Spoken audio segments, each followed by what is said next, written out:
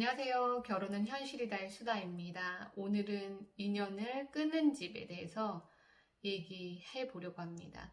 혹시 지금 사귀고 계신 분, 결혼하고자 하는 예비부부 분들 중에 그 각 가정의 이야기 중에 혹시 이런 이야기를 들어보신 적 있나요?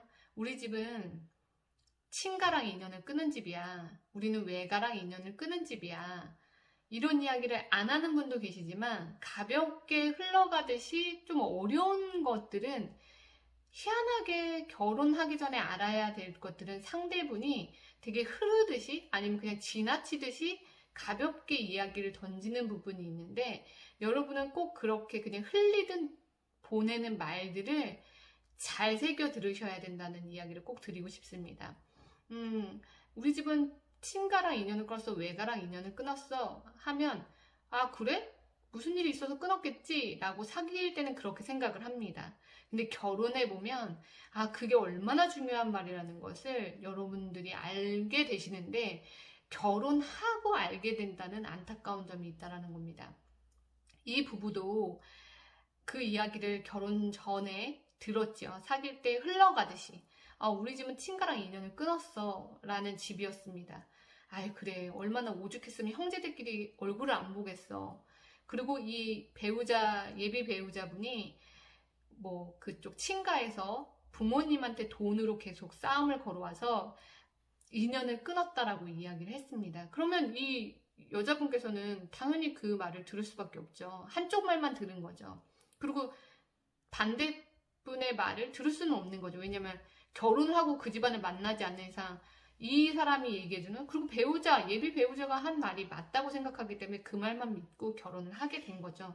근데 결혼을 해서 봤더니 이 집이 친가와는 인연을 아예 끊은 건 맞았고 나중에 알고 봤더니 1, 2년 지나고 난 다음에 외가분들하고 이제 만나서 식사를 하고 이야기를 하고 처음에는 친가와는 인연은 끊었지만 외가와는 사이가 좋구나라고 느꼈는데 나중에 이제 그 외숙모님들하고 친해지다 보니 이 집이 외가에도 문제가 있더라는 겁니다. 그걸 참고 삼촌들과 외숙모들이 그냥 이어가고 있었는데 나중에 그 문제에 대해서 이 아내분이 조심스럽게 여쭤봤더니 이 시댁 부모님들께서 돈을 빌리시고 야 내가 얼마 2천만 원만 빌려줘 내가 언제 갚을 게도 아니고 그냥 빌려줘 하면 빌려줄 수밖에 없었다고 합니다. 그래서 빌려주면 그 돈을 1년이고 2년이고 3년이고 줄 생각도 안 하고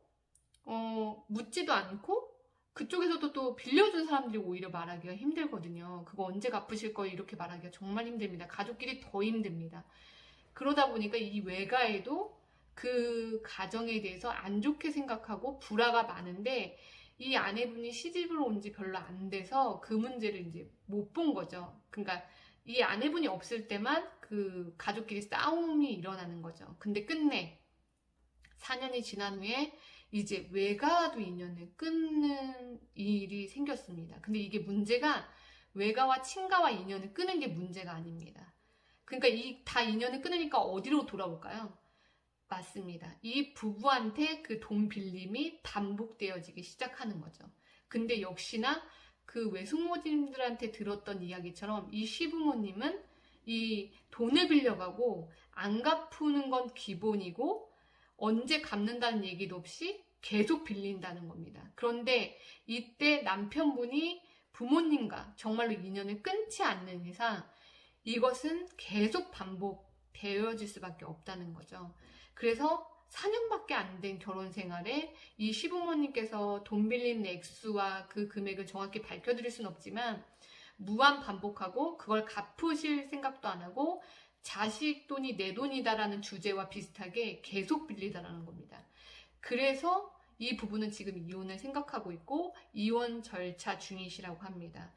이것처럼 친가랑 외가랑 인연을 끊는 건 문제가 되지 않습니다. 어떤 문제로 인해서 가족 간의 얼굴을 안 볼 수도 있지만 가족끼리 얼굴을 안 볼 정도면 정말로 심각한 문제가 있는 거고 한쪽만의 잘못은 아닐 수도 있습니다. 그런데 외가 친가가 다 끊기는 집이나 아니면 어느 가족과 하나가 인연이 끊는 이유는 정말로 치명적일 수 있고 그 인연의 끊음이 우리 가정에게 미칠 수 있다. 악영향을 미칠 수 있고 이것을 결혼해서 배우자가 우리 가정까지 그 문제가 들어오지 않도록 차단하면 되는데 이분도 자식이기 때문에 그 부분이 더 어려워진다는 겁니다. 그래서 여러분들께 인연을 끊은 집에 대해서는 정말로 결혼하시려면 이런 마음까지 갖지 않고는 정말로 신중하게 생각하시고 결혼을 하셨으면 하는 바람입니다. 왜 우리는 결혼 전에는 이런 일까지 있을 거라는 거 상상을 못 하거든요. 그래서 이 영상을 보시고 인연을 끊은 집에 대해서는 조금은 살펴보시고 결혼하시길 추천드리겠습니다. 오늘도 좋은 배우자님 만나시길 응원드리겠습니다.